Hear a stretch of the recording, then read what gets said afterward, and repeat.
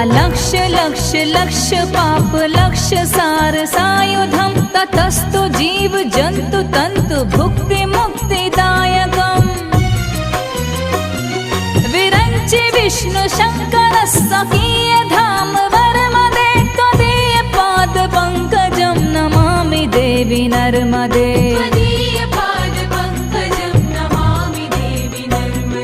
Namami Devi